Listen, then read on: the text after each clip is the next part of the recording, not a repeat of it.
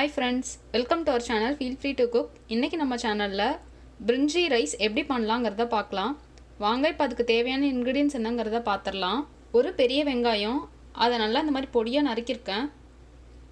அரை தக்காளி, ஒரு கைப்பிடி அளவு கொத்தமல்லி, ஒரு கைப்பிடி அளவு புதினா, 2 பச்சை மிளகாய், ஒரு பெரிய துண்டு பட்டை, 3 கிராம்பு, ஒரு நட்சத்திர சோம்பு, 2 ஏலக்காய், 10 முந்திரிக்கிட்டு எடுத்திருக்கேன், அரை டீஸ்பூன் சோம்பு, 2 பிரியாணி இலை,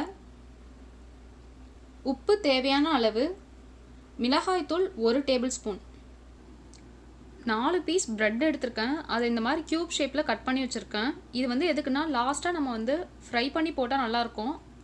1 கேரட், 5 பீன்ஸ், அரை உருளைக்கிழங்கு, இது 3மே இந்த மாதிரி நீல நீல வாக்கில் கட் பண்ணியிருக்கேன். 1/4 கப் ஃப்ரெஷ் பீஸ் எடுத்திருக்கேன். ஃப்ரெஷ் பீஸ் உங்களுக்கு கிடைக்கல அப்படின்னா நீங்கள் இதை ஸ்கிப் பண்ணிக்கலாம். எண்ணெய் சிறிதளவு. நீங்கள் ஒருவேளை ப்ரெட்டை டீப் ஃப்ரை பண்ணி எடுக்க போகிறீங்க அப்படின்னா எண்ணெய் அதுக்கேற்ற மாதிரி எடுத்துக்கோங்க.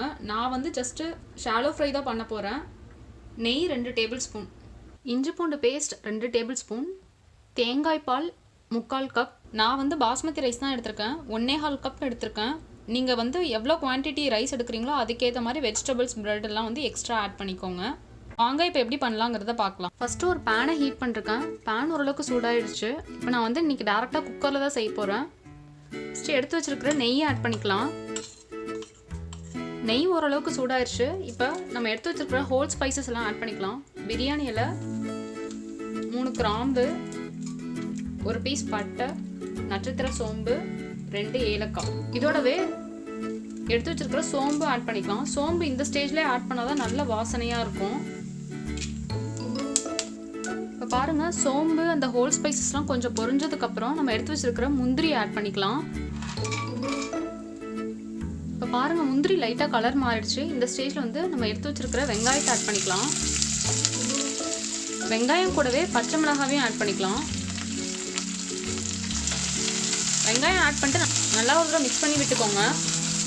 வெங்காயம் வதங்கிறதுக்கு கொஞ்சமாக உப்பு சேர்த்துக்கலாம். உப்பு சேர்த்துட்டு நல்லா ஒரு தடவை மிக்ஸ் பண்ணி விட்டுக்கோங்க. இப்போ பாருங்கள், வெங்காயம் ஓரளவுக்கு வதங்கிடுச்சு. இந்த ஸ்டேஜில் நம்ம எடுத்து வச்சுருக்கிற ஜிஞ்சர் கார்லிக் பேஸ்ட்டை ஆட் பண்ணிக்கலாம். இப்போ இந்த இஞ்சி பூண்டு பேஸ்ட்டோட பச்சை வாசனைலாம் போகிற அளவுக்கு இது நல்லா வதங்கட்டும். இப்போ இன்னொரு பக்கம் நம்ம ப்ரெட்டை ஃப்ரை பண்ணி எடுத்துக்கலாம். அதுக்கு ஒரு கடாய் வச்சுருக்கேன். கடாய் ஓரளவுக்கு சூடாகட்டும். நீங்கள் தோசை தவாவில் கூட நீங்கள் ஃப்ரை பண்ணி எடுத்துக்கலாம், ஷாலோ ஃப்ரை பண்ணுறதா இருந்தால். பேன் ஓரளவுக்கு ஹீட் ஆயிடுச்சு. இப்போ 1 டேபிள் ஸ்பூன் கிட்ட ஆயில் விடுறேன். இப்போ பாருங்கள், ஆயில் நல்லா ஹீட் ஆகிருக்கு. இந்த ஸ்டேஜில் நம்ம எடுத்து வச்சுருக்கிற ப்ரெட்டை இதில் போட்டு ஷாலோ ஃப்ரை பண்ணி எடுத்துக்கலாம்.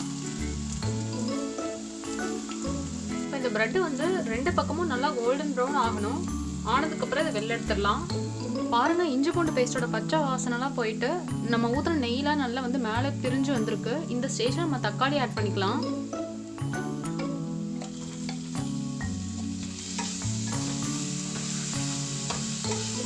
தக்காளி ஆட் பண்ணிட்டு ஒரு 2 நிமிஷம் நல்லா வதங்கட்டும். பாருங்கள், தக்காளி நல்லா 2 நிமிஷம் வதங்கியிருக்கு. இந்த ஸ்டேஜில் புதினா ஆட் பண்ணிக்கலாம். புதினா இப்போவே ஆட் பண்ணால் நல்ல ஒரு ஃப்ளேவர்டாக இருக்கும். புதினாவோடவே நம்ம எடுத்து வச்சிருக்கிற காய்கறி எல்லாத்தையுமே ஆட் பண்ணிக்கலாம்.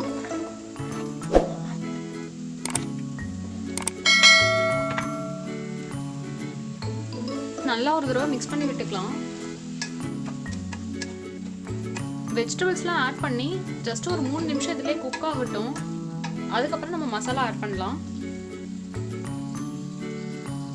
இப்போ பாருங்கள், வெஜிடபிள்ஸ்லாம் ஆட் பண்ணி 3 நிமிஷம் ஆயிடுச்சு. இந்த ஸ்டேஜில் 1 டேபிள் ஸ்பூன் மிளகாய்த்தூள் ஆட் பண்ணுறேன். நல்லா ஒரு தடவை மிக்ஸ் பண்ணி விட்டுக்கலாம். பாருங்கள், ப்ரெட் எல்லாமே நல்லா கோல்டன் ப்ரௌன் ஆகிடுச்சு. இப்போ அதுவும் வெளியில் எடுத்தாச்சு. இப்போ நம்ம இந்த பிரிஞ்சிக்கு தேவையான அளவுக்கு உப்பு ஆட் பண்ணிக்கலாம். உப்பு ஆட் பண்ணிட்டு நல்லா ஒரு தடவை மிக்ஸ் பண்ணி விட்டுக்கலாம். மிளகாய் தூளோட பச்சை வாசனைலாம் போயிடுச்சு. நான் இன்றைக்கி 1.25 கப் பாஸ்மதி ரைஸ் எடுத்திருக்கேன். அதுக்கு 3/4 கப் தேங்காய் பால் ஊற்றுறேன். கெட்டியான தேங்காய் பாலாக ஊற்றுங்க.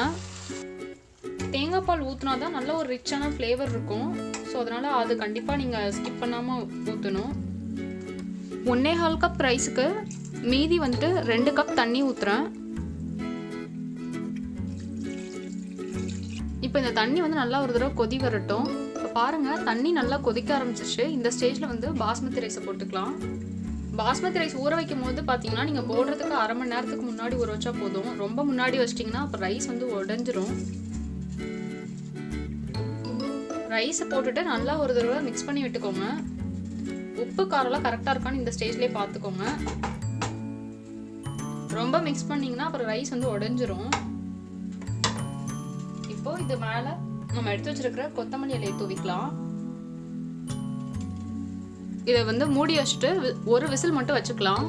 இப்போ பாருங்கள், மூடி போட்டுட்டு ஒரு விசில் கரெக்டாக மீடியம் ஃப்ளேமில் வச்சுக்கலாம். குக்கர் விசில் வந்துருச்சு. ப்ரெஷர்லாம் ரிலீஸ் ஆனதுக்கப்புறம் ஓப்பன் பண்ணியிருக்கேன். பாருங்கள் எப்படி இருக்குன்னு. இப்போ ஜஸ்ட்டு அடியிலேருந்து ஒரு தடவை கிளறி விட்டுக்கலாம். பாருங்க, ரைஸ் எப்படி உதிரி உதிரியாக உடையாமல் வந்திருக்குன்னு.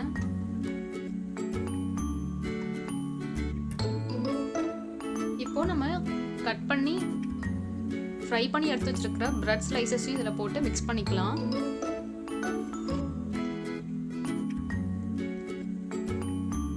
பாருங்கள் ஃப்ரெண்ட்ஸ், நம்மளோட சுவையான பிரிஞ்சி ரைஸ் சூப்பராக ரெடி ஆகிடுச்சு. நீங்களும் இந்த ரெசிபியை கண்டிப்பாக செஞ்சு பாருங்கள். செஞ்சு பார்த்துட்டு உங்கள் கமெண்ட்ஸ் எங்களுக்கு சொல்லுங்கள். இந்த ரெசிபி பிடிச்சிருந்தா மறக்காமல் எங்கள் சேனலுக்கு லைக், ஷேர் அண்ட் சப்ஸ்கிரைப் பண்ணுங்கள். தேங்க்யூ.